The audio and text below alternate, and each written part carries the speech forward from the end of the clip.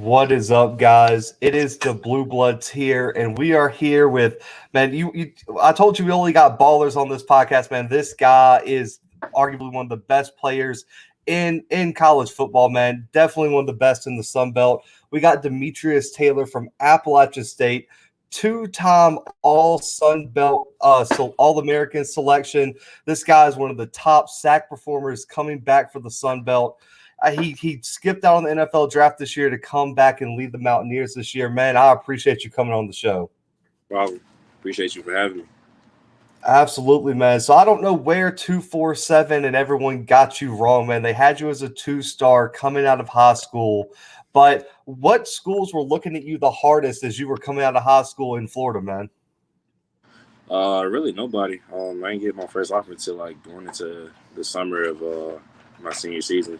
So really was ECU offered me. I think Idaho. I got offered from Idaho and App State. Really, those are the schools I was in constant contact with.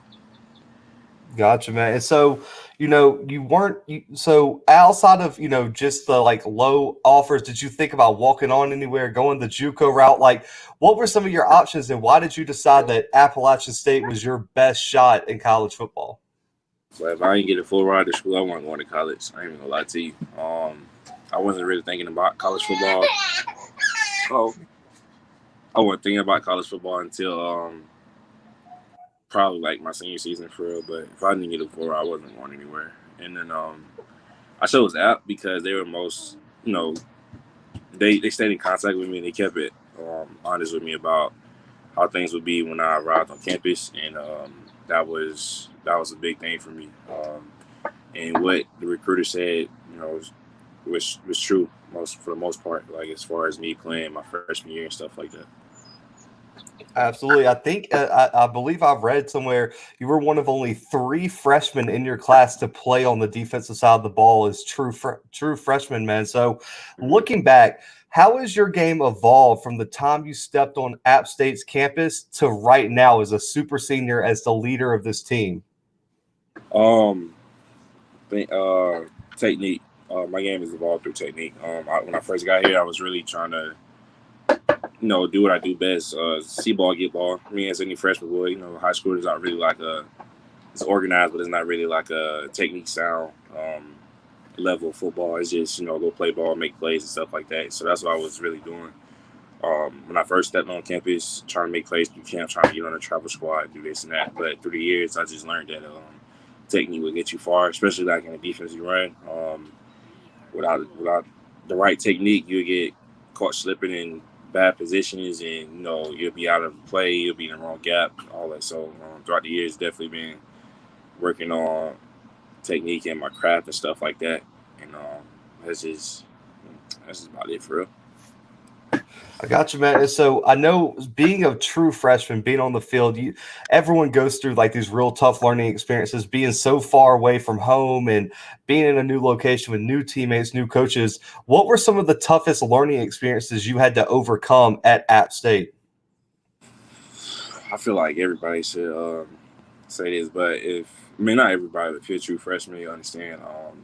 Getting used to traveling and doing classwork really was a major part, adjusting to college football, just because you have lift at 6, go to class at 8 through 12, wherever you got class, and you go to practice. It's it's time consuming and stuff like that. So really getting adjusted to the time being taken and traveling while you got stuff doing stuff like that. Because once the weekend hit, you thinking it's just football. Nah, you got stuff that maybe do over the weekend. You gotta work on stuff when you're in the hotel and stuff like that. So that's really really the biggest challenge that was for me, stuff like that. Just start off kind of bad, academically, but I obviously got right with stuff. It's just adjusting to all the stuff being thrown at you. Obviously, you want to play as a freshman, stuff like that. So you thinking it's just football, but it's the stuff outside of football that can really get on you, like class and group projects and all this other stuff. So I feel like that was the biggest challenge, just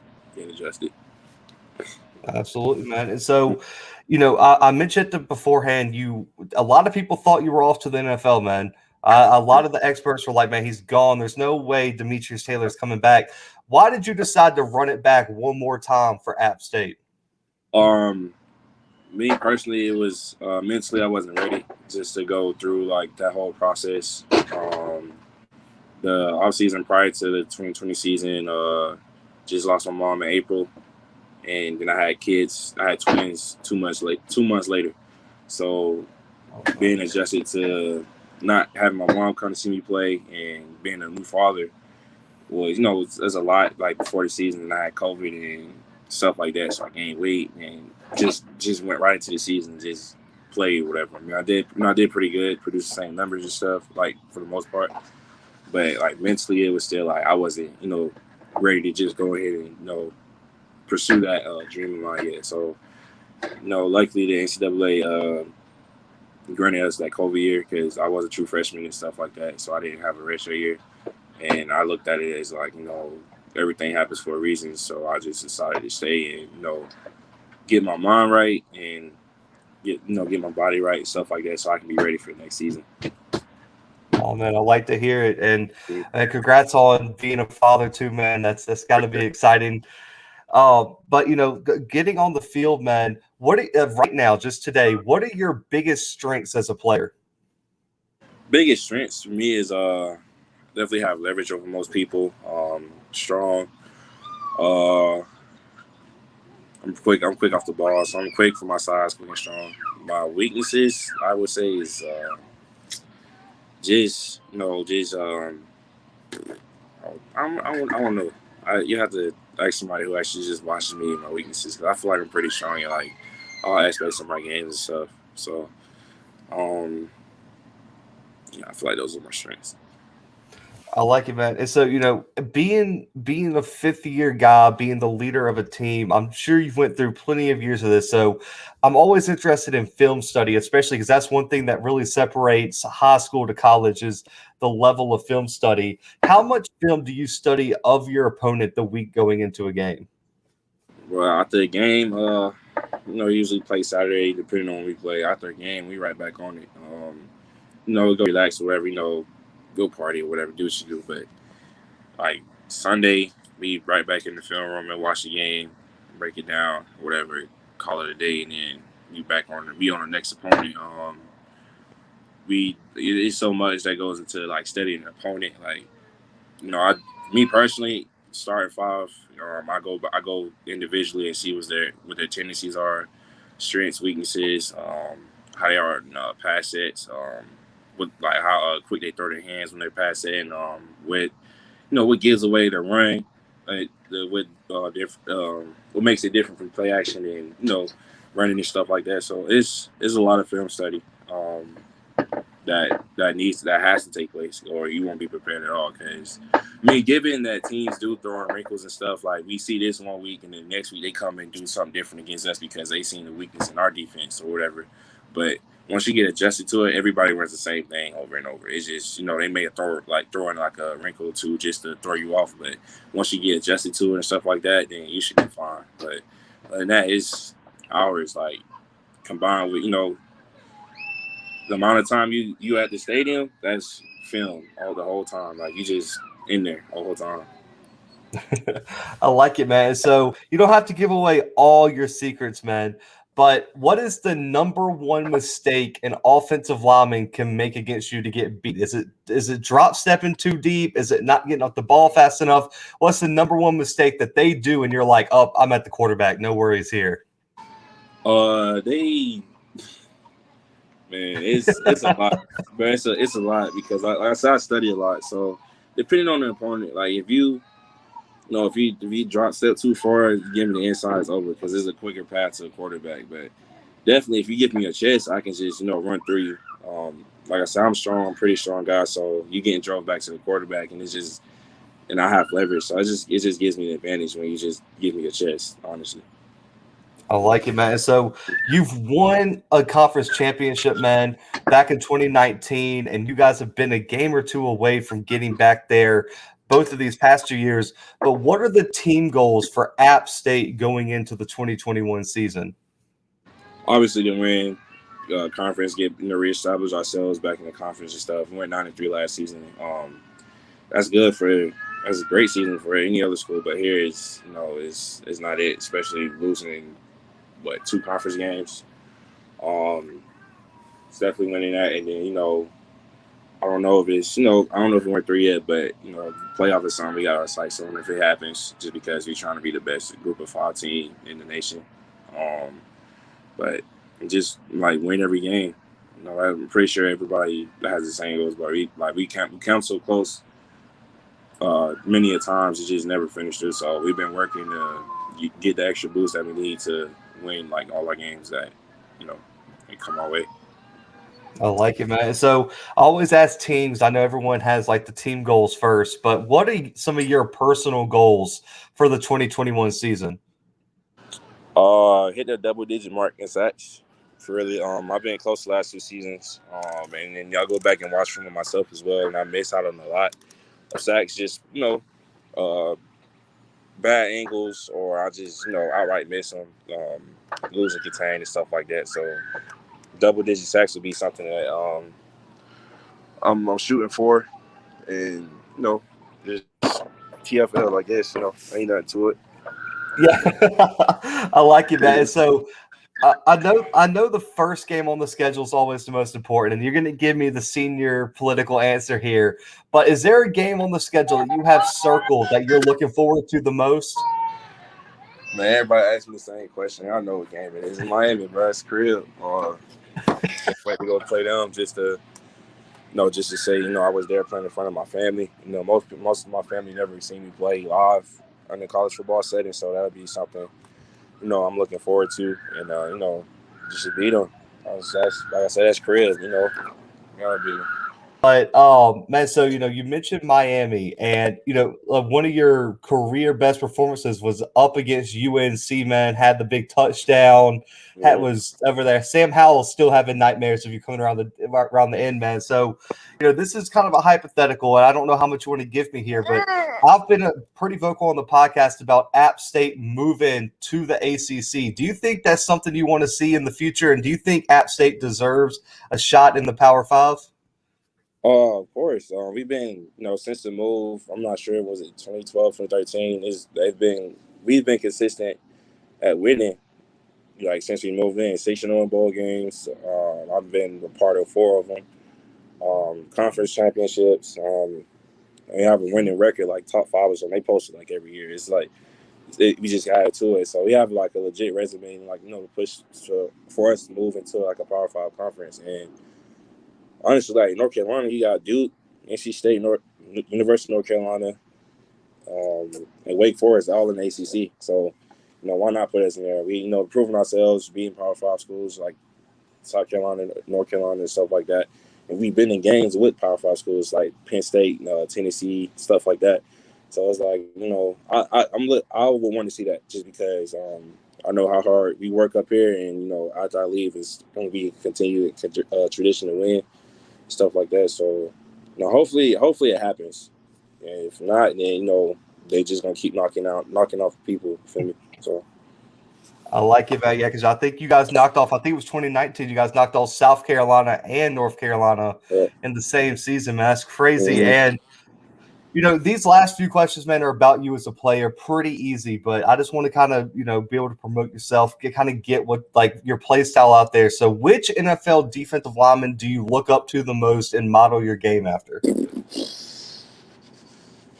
question.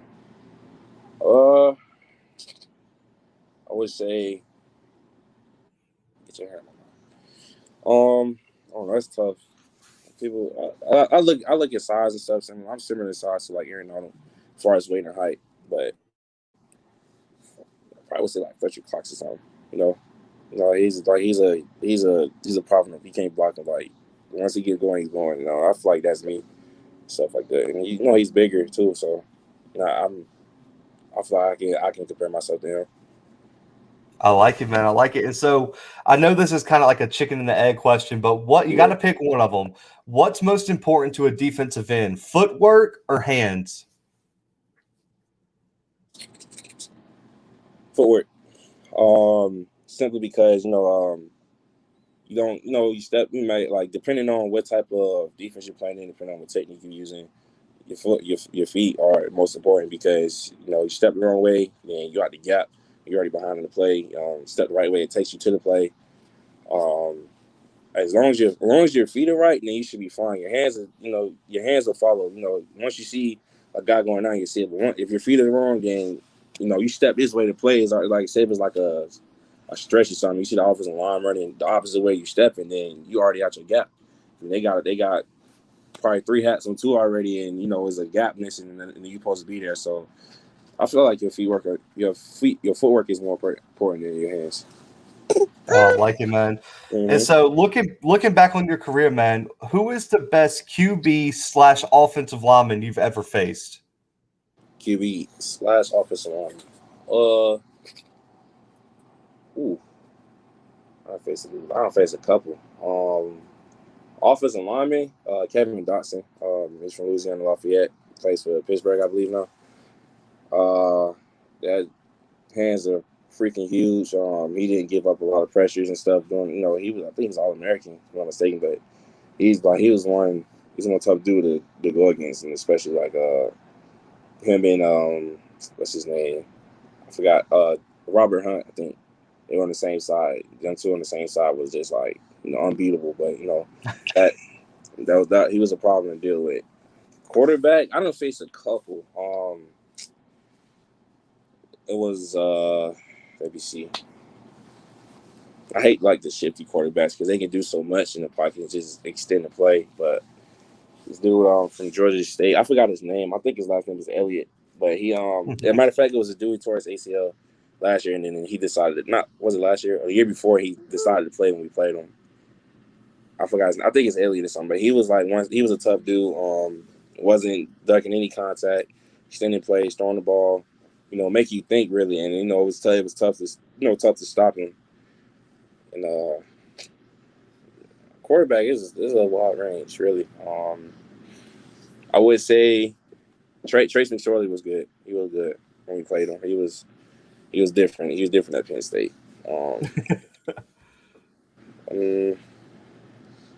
And I think I want to say, oof, maybe Levi Lewis. He's at Lafayette right now, just because he extends the plays. Like he'll go backwards 20 yards and run back, and get you tired of stuff like that. Find an open dude that's like 30 yards down the field. Just he's a shifty dude too. So you miss, like he'll make you miss. So take the right angles if you can, but if you're fast enough, he'll make you miss, and that's just a problem to deal with all the time because you got to worry about contain. But if you break contain, ain't nobody else out there, so it's just you and him. But those I would say those would be my top 3.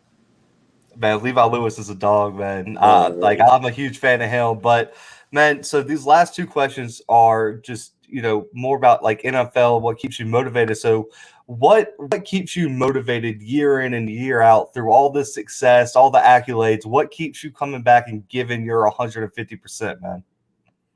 Just I don't really read articles and stuff, but people just like down App State, as a football team, because we're Power 5, how they do it. Wherever they'll put a 8-4, not Power, Group of 5.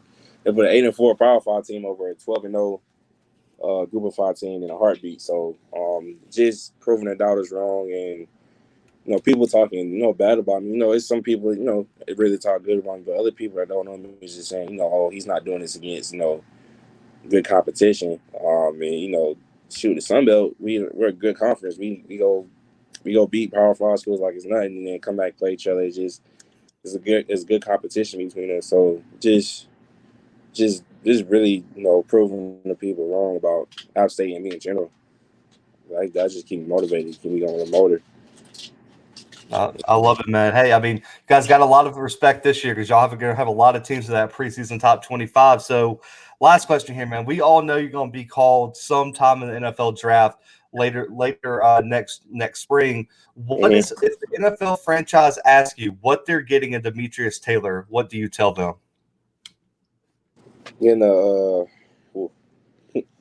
smart, hardworking guy that is just giving 100% all the time. Like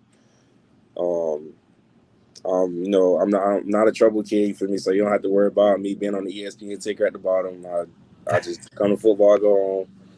And I'm getting a winner.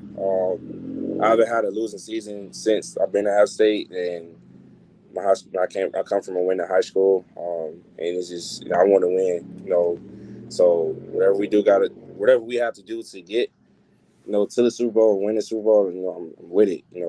Special teams, anything, I'm down. So. I love it, man. And I saw you block 5 punts in high school. That's a crazy stat, by the way. Like, you got that many punt blocks. So shout out to you on that. But Man, man, effort, man. I was gonna ask you, man, how do you get 5 punt blocks? And like that's insane. But man, I appreciate you coming on the show, man. It was huge to get you on here, man. One of the best players in the country. Where can they find you on social media? Any shout outs you want to give, any NIL endorsements you want to talk about, man, this time is yours. Social media on Instagram, you can find me at _.meech_. Twitter, it's Latron _LATRON _. And Facebook is my name, Demetrius Taylor. Shout out to the team, man. I'm rooting for everybody on the team to make good. Have a great season, bro, injury free, and then going to the next level, bro. Let's get there. We got work to do, and first opponent is ECU, so let's go out there and make a statement. And do what we got to do. NIL, I ain't really got nothing, so it is what it is. Listen, if you're out there listening, got a company, man, hit up Demetrius, man. He deserves it. And man, I can't wait for you to show both your kids this interview like years down the line, man. It's like their first appearance, like on camera, man. So I appreciate you joining me, man. It was an absolute blast. But guys, make sure to go follow Demetrius. Make sure to follow App State football this year. And you already know where to find us, man. Subscribe on YouTube, any and all podcast streaming platforms. We'll be back next week with some more episodes. But for Demetrius, myself, App State football, and the Blue Bloods, man, we are out.